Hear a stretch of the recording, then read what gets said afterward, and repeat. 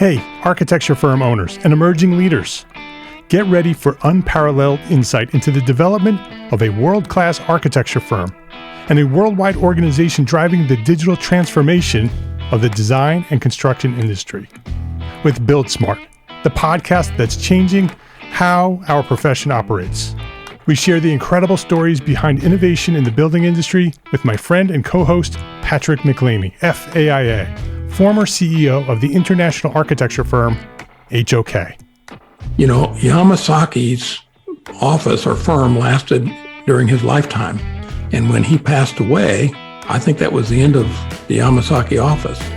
Helmut did not want that. He wanted a firm that would live out and grow beyond the founders. In Season 1, discover the untold stories behind HOK's meteoric rise, from 150 employees in St. Louis to a powerhouse with over 1,900 staff members and 27 offices worldwide. You know, they weren't as polite as the Kojima people.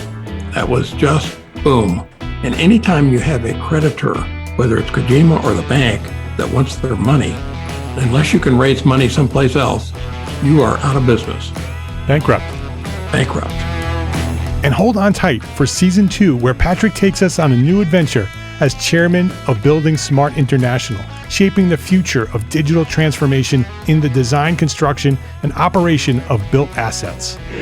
Ian Howell, Ken Harold, and I, Ken was my technical representative from HOK. The three of us took a tour of Europe of 5 cities in 5 days. Very busy time. Simply follow the link in the show notes to subscribe to Build Smart now and uncover lessons that will transform you and your architecture firm.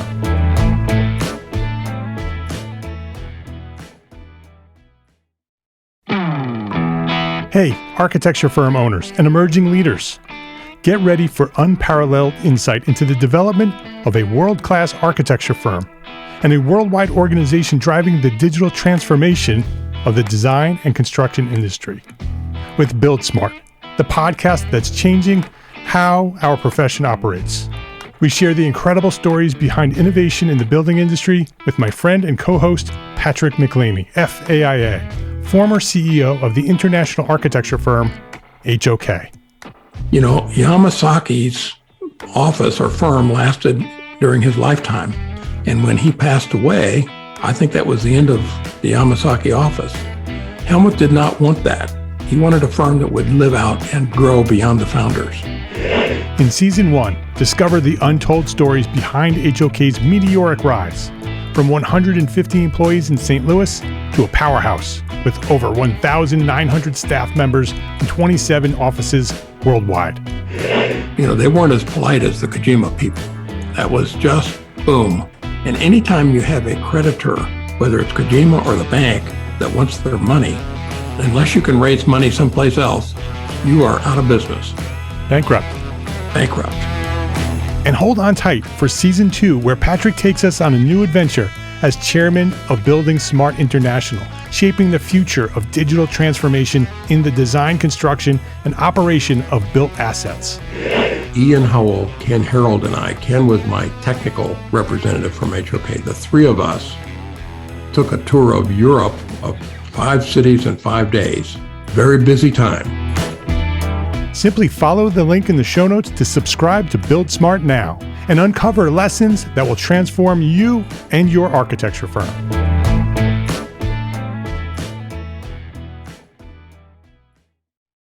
EntreArchitect membership has monthly training, unlimited access to all our business resources, and a private member forum with hundreds of entrepreneur architects just like you. Everything you need to build a better business is available now at EntreArchitect.com. My name is Mark R. LePage, and you are listening to EntreArchitect Podcast, where I speak with inspiring, passionate people who share their knowledge and expertise, all to help you build a better business as a small firm entrepreneur architect. This is episode 260. And this week, I'm with Kate Stephenson, and we're talking triple bottom line. This episode of EntreArchitect Podcast is supported by our platform sponsors, Gusto. Gusto is refreshingly easy payroll, benefits, and HR for the modern small business. ARCAT, the online resource delivering quality building material information, CAD details, BIM, specifications, and so much more at arcat.com, and FreshBooks, the cloud-based accounting software that makes running your small firm easy, fast, and secure. Spend less time on accounting and more time doing the work you love. Kate Stephenson, welcome to EntreArchitect Podcast. Hi, Mark. Good to be here. It's great to have you here. Kate is a partner at Helm Construction Solutions and an experienced leader in the fields of green building, professional education, sustainability, and business management. She's worked with established and emerging businesses and nonprofits to achieve triple bottom line metrics, develop business systems, and plan for a dynamic and resilient future. She has a deep experience in post-secondary education and has led Yestermorrow Design Build School, which is where we were introduced, not at Yestermorrow, but I was looking for someone who was interested, who had done some work there, and you led that program for over 13 years. So I'm thankful for you to be here. I'd love to learn a little bit more about Yestermorrow in our conversation, so people know what it is. I think it's a great program, and I wanted to get that word out. But I shared a little bit about who you are and what you're doing. Before we get into that and some of the other things that you're doing currently, I'd love for you to share your origin story. So sort of go back to where you started, what inspired you to become what you are today, and tell us that story. Sure. Well, I think it really goes back to growing up. I grew up in rural New Hampshire, and my dad was a contractor and a foreman on a construction crew, basically his whole career. So I grew up being surrounded by the construction world, but honestly never thought that was what I would be doing for a living. So I grew up there, worked summers for a construction company in Norwich, Vermont, went off to college, got my liberal arts degree. And then when I was out of college, basically was kind of trying to figure out, kind of interested in environmental issues, interested in historic preservation, land conservation, those types of things, did a bunch of different internships. And about a year out of college is where I ended up at Yestermorrow for just planning to be there for the summer. But I was really interested in, I had done a lot of kind of academic reading on sustainable design and green building, and I knew something about construction, but I really felt like I didn't have the hands-on experience to be able to talk about these issues with legitimate experience. So I thought, I'll head over to Yestermorrow, do some more hands-on stuff, and then be able to kind of go into the world of green building. And I really had no idea where I was going to head. But what ended up going from a summer internship into 13-year stint at Yestermorrow. I always tell people that was a long semester. It was a long internship, and it's a short corporate ladder. We're going from intern to executive director, but there are a couple steps in between there. But in the end, it really did do what I wanted to, which was really give me a hands-on building experience as well as more introduction to design, because my academic background is not in architecture. I have a degree in anthropology and environmental science. So it definitely introduced me to the world of architects and builders. Could you tell us a little bit more about Yestermorrow and what it is? Introduce it to the listeners Sure. who haven't heard of it. Yestermorrow, it's a nonprofit organization. It's based up in Waitsfield, Vermont, and was started in 1980 by John Connell, who is an architect, a couple of years out of architecture school at Yale. And he really started the school with the idea of that to be a good designer and a good architect, you really need to know something about the construction process. So he really wanted to teach architects and architecture students how to build, and in order to be better designers. And that was really the core or founding idea, I think.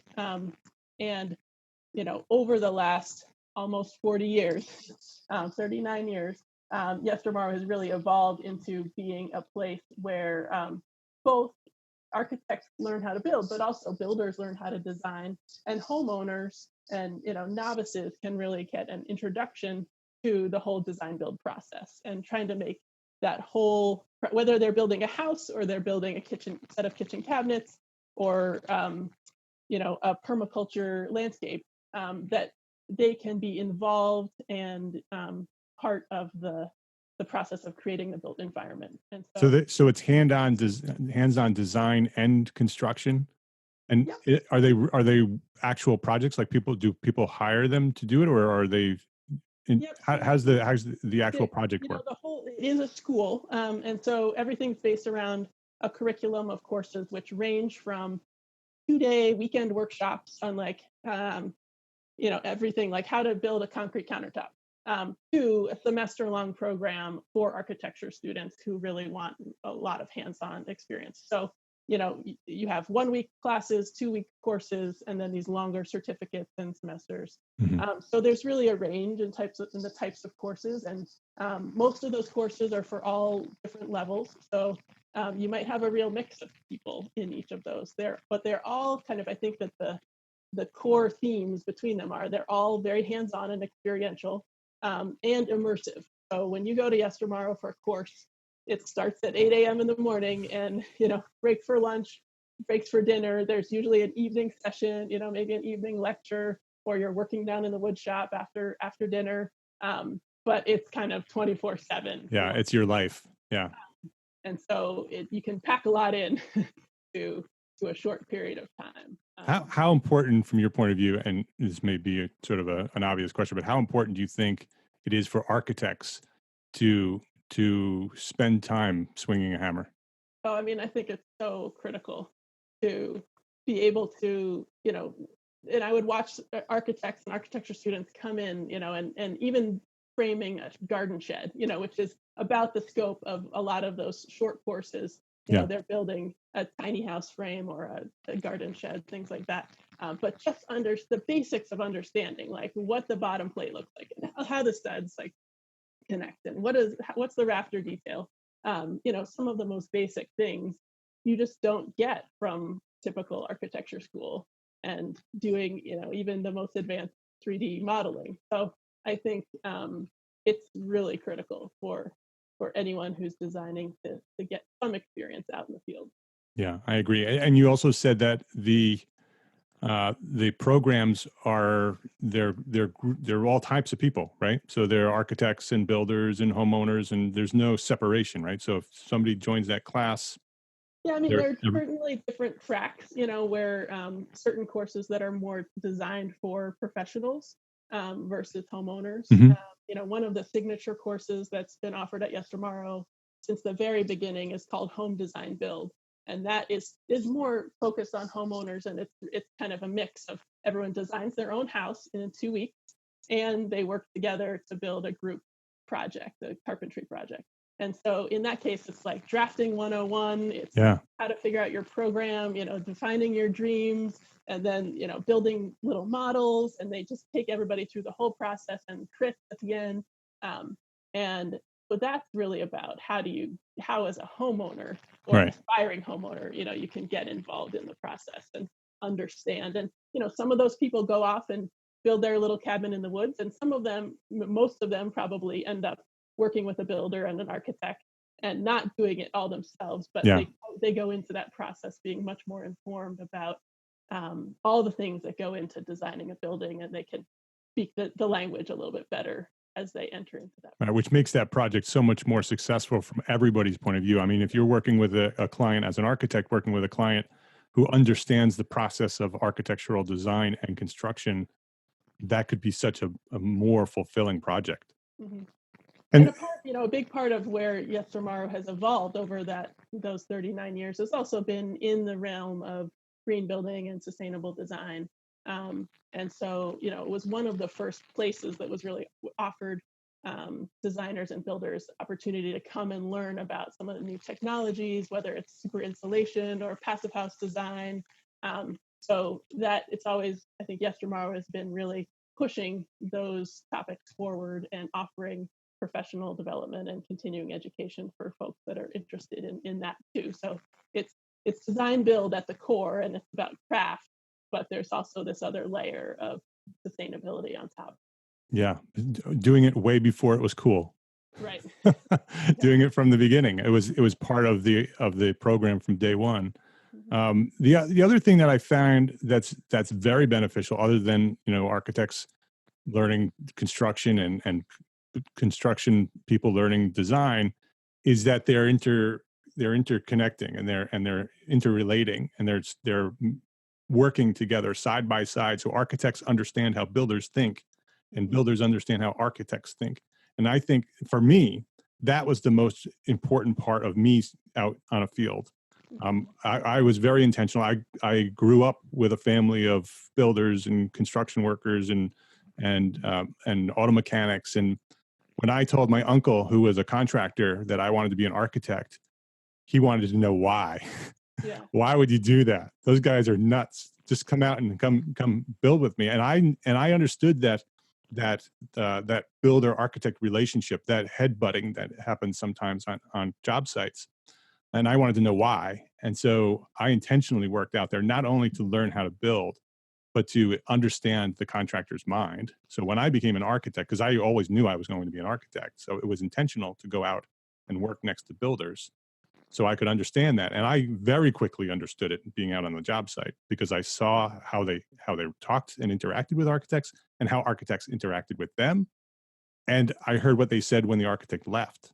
And so I understood the real mentality of what this relationship was, and how, when I became an architect, I could fix that for me and my projects. And so I think that's so important, something that happens, whether intentionally or just by the way that the program is developed, that those interrelated relationships happen, and make those builders and those architects more successful when they move on to do their own thing. Yeah. And I think, that whole idea is really informed everything I've done, at Yes Tomorrow, but since then, and it's really about building an integrated team that brings all the expertise to the table. Because I think, when I first got to Yes Tomorrow, I was really into the kind of DIY, homesteader mentality, like, oh yeah, I want to go out and build everything myself. And if there's anything I've learned over the last 20 years, it's that it probably doesn't make sense to do everything yourself. But you can pull together a team that can really work together, but it needs to be facilitated, and it's a little bit different than your typical design, bid, build architecture way of doing things. Right. So you were at Yes Tomorrow for 13 years. What did you do after that? So at the end of 2015, I left Yes Tomorrow to start my own consulting business, which is called Helm Construction Solutions. And we work with builders and architects all around the country, mainly providing business consulting services around this idea of the triple bottom line, which, if you're not familiar with, explain that. basically, if you think of the regular bottom line is about how to be profitable in your business. It's a topic that I'm sure you talk about a lot in EntreArchitect. Yes, we do. The triple bottom line is looking not only at profitability, but also at people and the planet. And so as we make decisions and as we make strategic plans for our businesses, we're really trying to look at all three of those parts of our business, and how do we serve the people that are part, our crew, our clients, the owners of the business. How do we serve the people? How do we serve the planet? What are we doing to improve our business practices around environmental issues, and then also profitability? So we try and have that larger perspective. And so, I love that. Yeah, we work with, we have worked with about 50 different businesses all around the country. They tend to be small business owners, kind of like like you mainly focus on, but both providing project management support, estimating support, and then kind of helping people set up their business systems, whether it's a new website, QuickBooks, an employee manual. Like we really try and help small business owners, a lot of whom still are wearing a tool belt and are out in the field a lot of the time, and don't have an office manager or office support. How can we come in and help them develop those systems so they can be more efficient and more profitable and do what they want to do better? Yeah. So you have the same mission that I do. Right. To help, I want to help architects build better businesses so they can be better architects. Right. You want to help contractors and construction people build better businesses so they can make the world a better place through construction. Mm-hmm. Yeah, we talk about, our tagline is revolutionizing the building industry. So we're trying to kind of come at it from a bunch of angles, and not only are we working with the contractors, but we also often are hired as an owner's representative. And so we see the client perspective, we see the builder perspective. We also work with a number of architects supporting project management. So yeah, we kind of have this unique perspective of seeing how these things interact from all different levels. So let's focus on this triple bottom line a little bit. How could architects who are listening sort of embrace that a little bit? How could they learn more about what that is? Maybe a few resources on understanding how they can execute that in their own firms. But maybe then just a few ideas on how they can sort of get started focusing on that specifically, on those three pieces. Yeah, I think a couple resources that I might recommend to folks. Here in Vermont, we're lucky we have a group called the Vermont Businesses for Social Responsibility, which is a trade group, but it's really businesses from all different industries coming together to really look at what does it mean to be socially responsible. So that's another phrase that you might hear kind of in the context of the triple bottom line. And B Corp is another one. Yeah, so we've talked about that in the past. Third-party certification Yeah. For companies, and it asks you to evaluate all kinds of different things around like your compensation and benefits. Are you so the kinds of things that we talk about and we think about are you paying a living wage to your employees? Are you serving them? Are you providing opportunities for their advancement and professional growth? How are you serving your clients and the local community? And so we're often talking about how can you give back, whether it's a pro bono project or some volunteer day with your crew.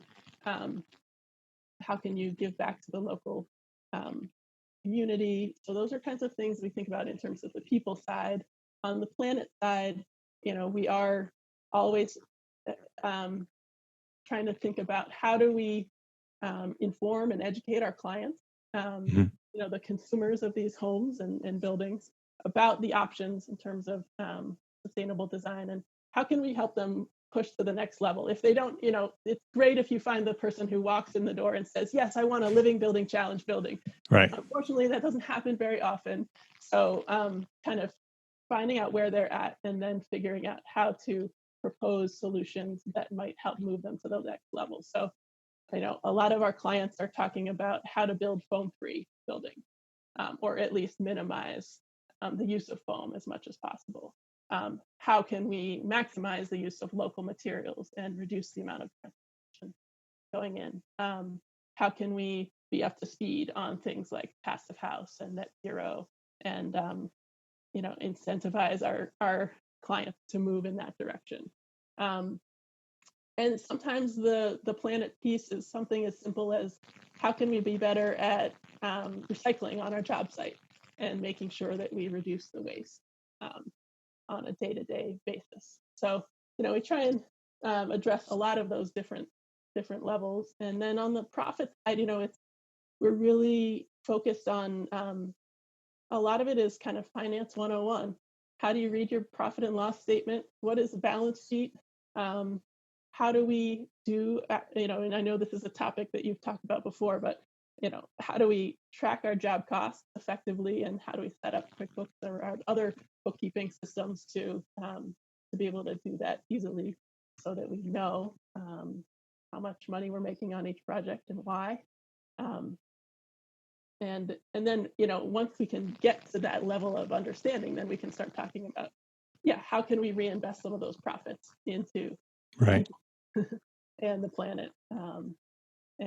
But it's hard to have some of those other conversations when you're losing money and you don't have any profit. That's exactly why we build EntreArchitect, because that's exactly my thought, is that you can't do all those other things. You can't, build a firm that the people are cared for and loved and have a great environment to work in and to serve others.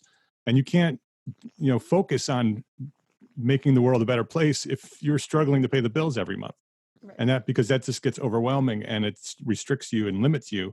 And so if you focus on making sure your firm is successful and profitable, then those other two are so much easier and you can do so much more with people and the planet. And I love your alliteration, your PPP, your profit, people, and planet. It makes it easy to remember. And I think that, and this is probably one of the things that you do, is that you help architects and builders sort of bake that stuff into their business. So it's not like they're specializing in sustainable architecture. It's just what they do. It's just how they do it. And by focusing on building your whole business like that at the core, then everything that you do is about those three things. We'll be right back to our conversation after this quick break to say thank you to our platform sponsors at EntreArchitect: Gusto, ARCAT, and FreshBooks. Payroll and benefits are hard, especially when you're a small business. You don't have time to be an expert in things like taxes and regulations. And old school payroll providers, they just don't get it. They aren't built for the way that we work today. Gusto is making payroll, benefits, and HR easy for small businesses. They're different. Modern technology does the heavy lifting, so it's easy for you to get things right. You no longer have to be a big company to get the great technology, those great benefits, and the great service for your team. To help support this show, the EntreArchitect podcast, Gusto is offering our listeners an exclusive limited time deal. Sign up today and you'll get 3 months free. Once you run your first payroll, just go to EntreArchitect.com/gusto and claim your free 3 months of payroll processing today. EntreArchitect.com/gusto. For years, when I needed information on manufacturers' products, I headed straight to Google. Then I sifted through the hundreds of results to find the one or two that might be the link to the product that I'm looking for. And more often than not, the link was not what I was seeking. It was outdated or didn't meet my requirements, so I went back to the search engine and started all over again. And this could take all afternoon to find the 2 or 3 products that I need. Does this sound familiar? I know you've done this. There is a better way. It's called ARCAT. ARCAT.com, ARCAT.com. Find what you're looking for in seconds. Building product information, BIM, CAD, and custom specifications using their exclusive tool, SpecWizard. So make ARCAT part of your efficient project workflow. Just type in EntreArchitect.com/ARCAT in the internet browser and add that to your favorites. Just click that little favorites button, make ARCAT your favorites, and then visit ARCAT for every project. Make it part of your workflow. Find what you need fast and make more money on every project. EntreArchitect.com/ARCAT. That's EntreArchitect.com/ARCAT. FreshBooks makes it simple to send invoices, post your expenses automatically, track your time for your whole team, by project, and get organized with reports, communication, and notifications. Getting started with FreshBooks is ridiculously easy. Most people send their first invoice just seconds after starting their free trial. And the same goes for time tracking, managing expenses, collaborating with contractors, and viewing financial reports. It's fast and easy. And if you need help at any time, free award-winning customer service is just a phone call or an email away. And if you ever have second thoughts, don't worry. On top of our free trial here for EntreArchitect listeners, you get a 30-day money-back guarantee, so you don't ever have to worry about choosing FreshBooks. So give FreshBooks a try. Try it free for 30 days. Just visit EntreArchitect.com/FreshBooks and then let them know that we sent you by sharing EntreArchitect in the How Did You Hear About Us section. That's EntreArchitect.com/FreshBooks to access your free, unlimited 30-day trial. Gusto, ARCAT, and FreshBooks. Please visit our platform sponsors today and thank them for supporting you, the EntreArchitect community. And I think, part of being a consultant is being that outside third party who can come in and say, let's step back for a second, and I think that's one of the big pieces of what we do is not only helping with the day-to-day stuff, but we're also saying, okay, like right now we're meeting with all of our clients in these long one-day meetings to do planning for the coming year. And It's really okay, let's step back to the 30,000 foot level and say where is this business going? Where do you want to be in 5 or 10 years? And then we can start talking about what are the baby steps of how we're going to get there. But like, that's such a hard question. Yeah. And one most people don't ask all the time, why am I in this business? What am I doing here? And where do I want it to go? And so, that's part of our job too, as the part of the team is to come in and help set some goals, and then figure out what the action steps are that will help that business move towards those goals. Yeah. I think a lot of us are really good at sort of getting down in the dirt and doing the stuff that we do every day and so focused on that, just making that the best it could be. And we forget to sort of step back and look at the big picture and look at the business currently from a big picture, and then get even wider and look at where you've been and where you're going, and sort of look at that all as one piece. Where are you now? Where have you come from? And where are you going? And how are you going to get to where you want to be? Is so important to do that, especially when you're working with small firms and small construction companies. They don't really have a lot of time to open up and look at that big picture. They're busy working on those, in the dirt and getting their fingernails dirty. So it's important for people like you to sort of go in and encourage them to look beyond, their everyday work. Yeah. So I think it's being able to work at both levels, is to say, like, let's look at the big picture, the strategic plan, but also not just like leave you with a strategic plan that's going to sit on a shelf, but also to bring it down to like, okay, in February, what are the tasks that we need to do to move this forward? Who's going to do them? And then like checking in and making sure that we check things off the list. So it's kind of, and then sometimes we'll come in and be able to say, okay, yeah, your goal is to write a job description and post an ad for your new lead carpenter. Okay, great. We'll help you draft that. We'll help you figure out where to post it.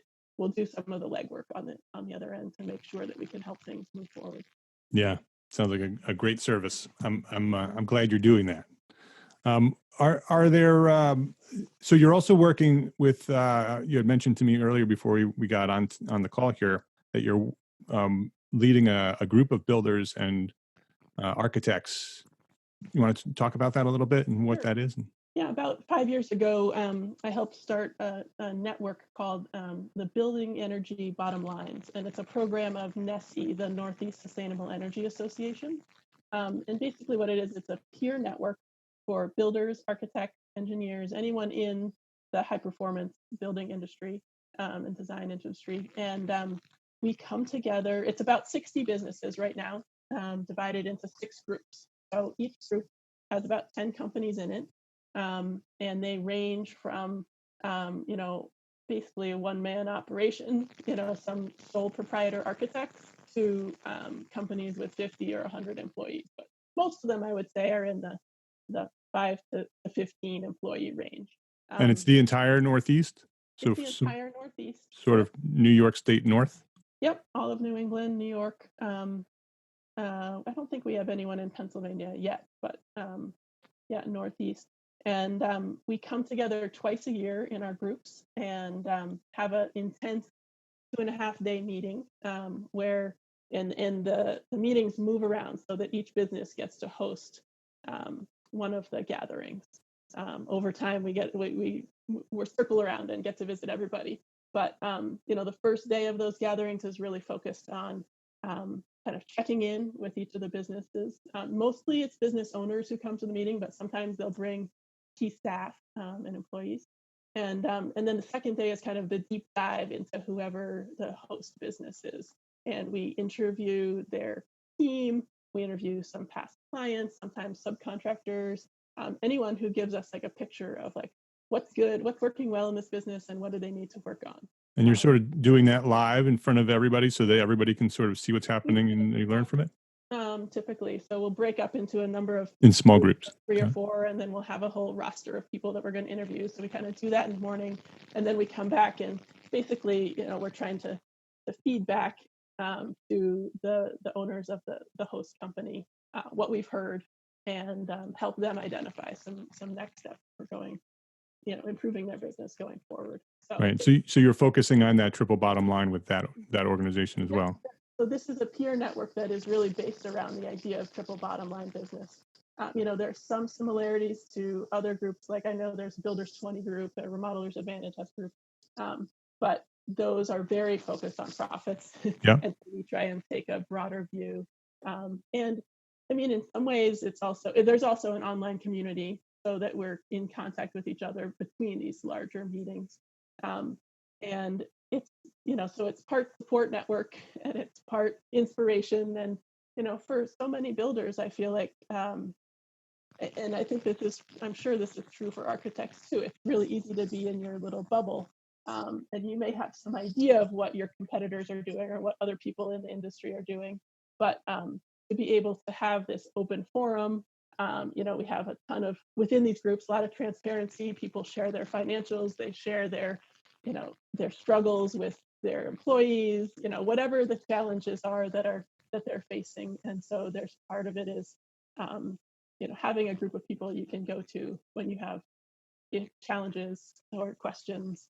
We try and keep it more focused on the business side, so it's not a forum for technical detailing of like, what do you think about this tape and like how to detail Right. the window installation.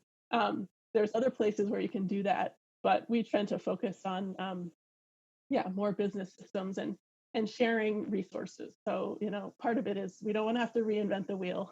And I think EntreArchitect, you probably do a lot of this too, but how can we, especially for some of the folks who are new in the business, they're just starting out and they're trying to figure out, okay, what does a change order form look like? And then like 3 people will post their template. Or how do you know where I can go and send my crew to get training on X, Y, or Z? So it's just an amazing community. And I'm really lucky to be the facilitator of one of those groups. Yeah, it sounds like a very powerful program. It's very similar. What you just described is almost identical to the EntreArchitect Academy small group mastermind groups that we have. We don't meet live, but everything else that you just described is exactly what those are for and what they're intended for. We have 11 of those groups now, and they have about 10 to 12 people in them, and they meet weekly to do the same things. And just like you said, it's not about the technical details. We always say for us, it's about business leadership in life as a small firm architect. So it's everything except architecture and design. They can get that elsewhere, but we focus on, business leadership and life as an architect, because, life as a small firm architect is complicated and sometimes overwhelming. And so it's great to have small groups, especially for sole practitioners, to be able to come in and, on a weekly basis, have that support group. And so it sounds very similar to what you're doing. Is there, if somebody's interested in joining one of your groups, is it open for enrollment? Can people come and join your groups? Yes, when we just launched a 6th group this month. And so I think that there are a couple slots open for that. And then, occasionally there's some turnover within the groups and we bring new folks into existing groups. So yeah, definitely go to check out nesea.org, nesea.org, to find out about the Bottom Lines program and what's involved. Great. So if somebody's interested in joining that group or being part of that, nesea.org, nesea.org, and just look around and I'm sure there's a contact form there. Yeah, there's a whole section on the Bottom Lines program that they can.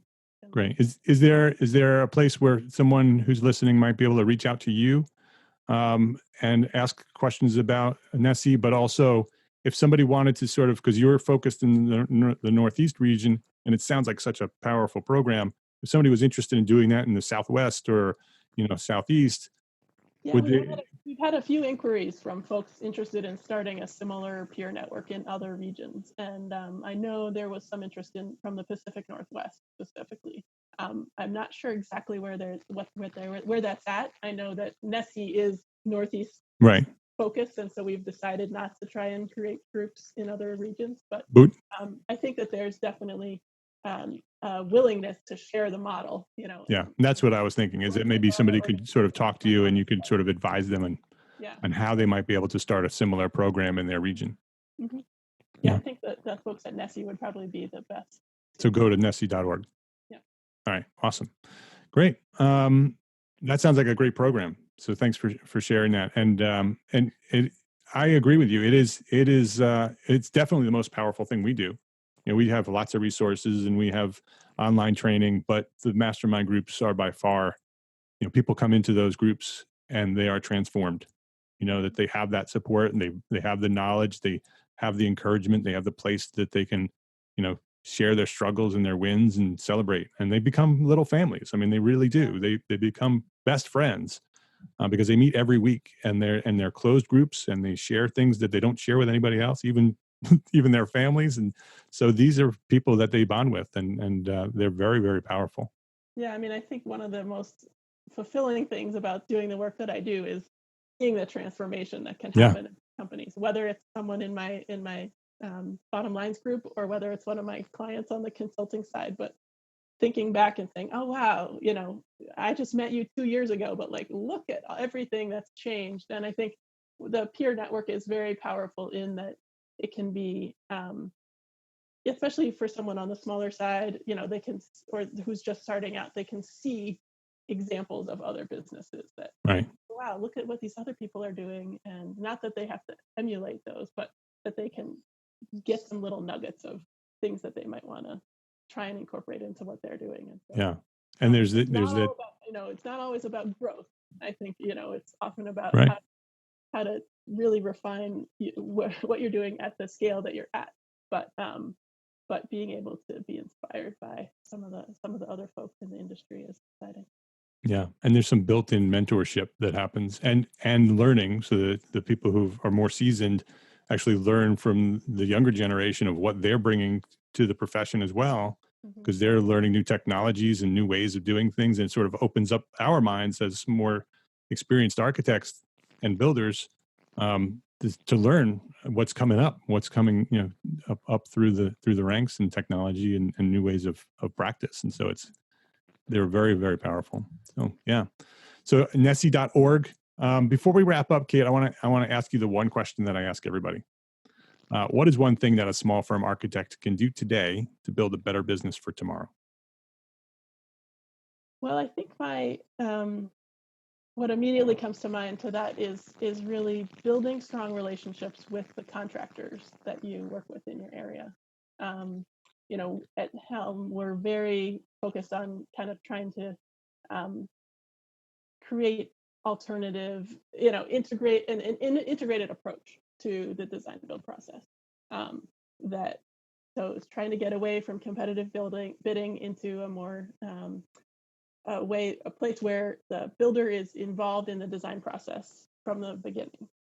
So for all of those architects out there, I think the best thing you can do is try and go out and build relationships with the folks in your area that you want to work with, and and develop trusted relationships that can folks you can work with over a long period of time. Yeah, I think that's great advice. Do you have any tips on how? Because I think integrated design and that integrated process, I think the contractors want it. I think the architects want it. The clients don't always want it, because the clients think that they're losing out on that potential competitive bid. Do you have any suggestions on how architects who want to do that?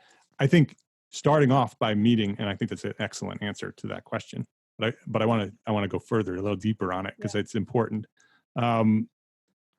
How meet with those builders, build relationships, but then how can you approach the clients as a unified team and say, this is how we do it, and here's why we do it that way?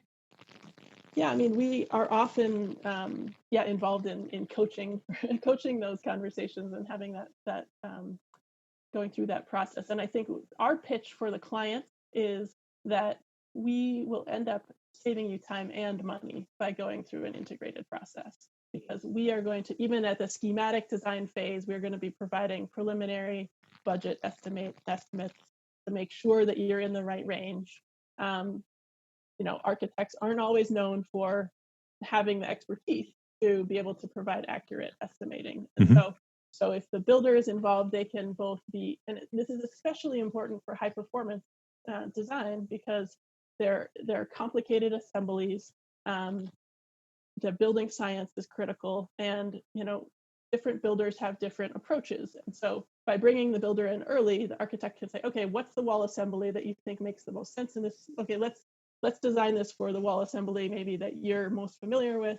And so you're getting feedback on the design, you're getting feedback on the costs, and working that in so that, because what mostly happens is you go all the way through construction documents, send it out to bid, and you realize you're 50% over the client's budget, and then you have to start back at the beginning, and nobody's happy. No one wants to do that. So I think it's putting a little more time in up front, earlier in the design phase, and I know you've talked about this on your podcasts before, but we're big proponents of pre-construction agreements that pay the builder for their time in the estimate and project development process, just to make sure that they have an opportunity to put the time in, because then they'll actually give you a more accurate estimate that way.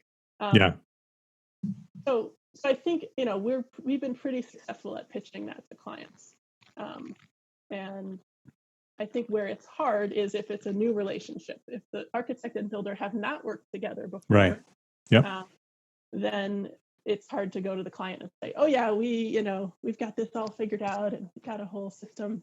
In those cases, sometimes the one or the other has to take the lead and say, "Okay, if the client came to the builder first, the builder says, "Oh yeah, here, let's work with this architect, and here's our process." And we really help try and walk people through what is the design process, because most folks have never built a house before.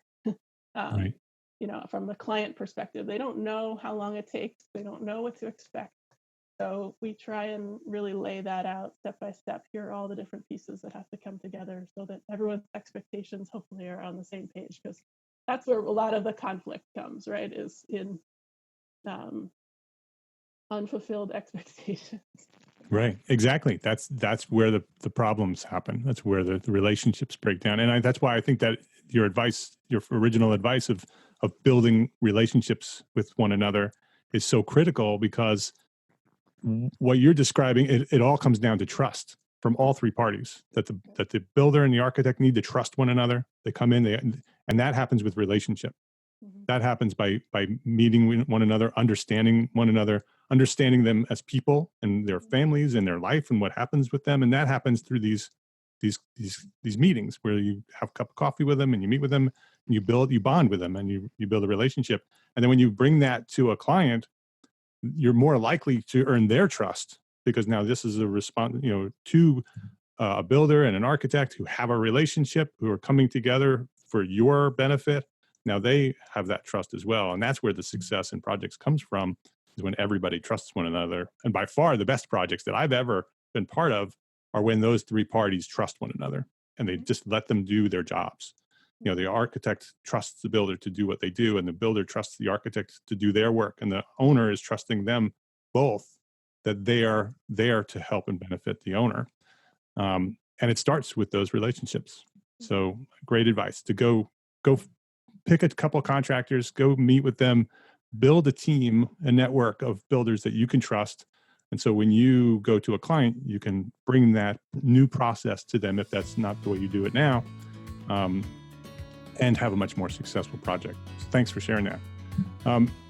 On the web, it's buildhelm.com. You can learn more about Kate and her team. Great website, by the way. Very, very good looking and lots of information there. On Facebook and Instagram at BuildHelm. So just search BuildHelm and you'll find it. It's BuildHelm, HELM. So go check that out. Kate, this has been a really great conversation. Thanks for coming and hanging out with me and for sharing your knowledge here at the EntreArchitect podcast. Thanks. It's been great to be here, Mark.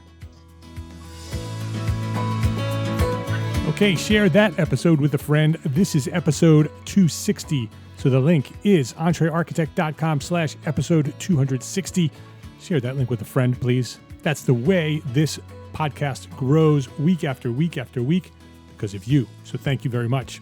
And join us over at EntreArchitect Membership, a new masterclass expert training webinar every month. Just this past month, we had Ian Motley of Blue Turtle Consulting training on fee proposal fundamentals where he shared specific tactics on how to develop, present, and convert your proposals into the projects that you want. A super popular training session. You can get it when you're a member. Also, we recently invited Stacy Brown Randall of Growth by Referrals. She talked about building a referral system that doesn't require asking for referrals. Hey, and do you want to learn about how to rank better on Google or improve your position on all the search engines? Well, Robert Yoon of Monograph trained on SEO basics, search engine optimization. How do you get your website to the top of Google? Robert showed you how in the EntreArchitect training session. That is what you want to do. Join EntreArchitect membership. Every month we have another training session just like those. Marketing, sales, financial management, productivity, it is all in there. And you will have unlimited access to the entire archive of training sessions. We record them all and you get access to all of them when you join. Training, resources, and a private community for small firm architects. That is EntreArchitect membership. Are you a member? Join us. Hundreds of your fellow entrepreneur architects and me, we're already inside EntreArchitect membership. Gain full instant access today, right now, at EntreArchitect.com. My name is Mark Arlepage, and I am an entrepreneur architect, and I encourage you to build a better business so you can be a better architect. Love, learn, and share what you know. Thanks for listening. Have a great week.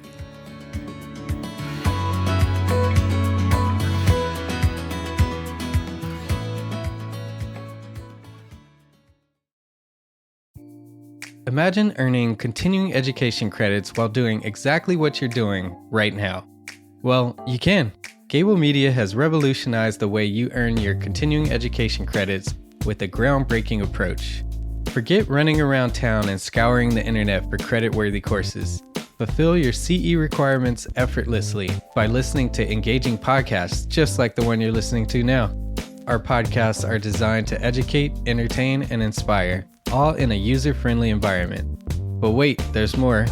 Architects, Gable Media is also approved as an AIA continuing education services provider. Upon completion, we handle everything, from reporting your hours directly to the AIA to storing your certificates in your personal Gable Media profile for your self-reporting needs. So follow the link in the show notes and start earning your credits in the most innovative and entertaining way possible with Gable Media. Attention architects and creative minds. Get ready to supercharge your brand with Build Your Brand, the podcast that's unlocking the secrets of branding success for creatives. Hey there, it's Mark Arlepage, founder of EntreArchitect, and I'm inviting you to join my friend, architect marketing expert Jeff Eccles at Build Your Brand podcast, where he explores the captivating stories of the world's top brands and transforms their lessons into powerful moves for small firm architects and creatives like you.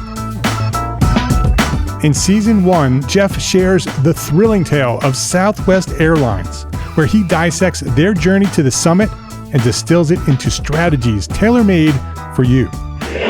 It's important to keep in mind that companies like Southwest compete in the real world, just like you, and face real-world challenges, just like you. You might be surprised at how similar those challenges are to the struggles that you grapple with on a day-to-day basis. Don't miss out on your blueprint for success. Subscribe, tune in, and let's build your brand together. You may have noticed that the very best brands in the world are also known for having somewhat unique corporate cultures. That's often the glue that holds everything together when they encounter those rough spots. We don't do it because it inconveniences the passengers to whom we are primarily dedicated, the short haul, frequent flyer. Follow the link in the show notes to subscribe to Build Your Brand today. Remember, no matter the size, the journey's the same. Your brand's journey to the top starts here.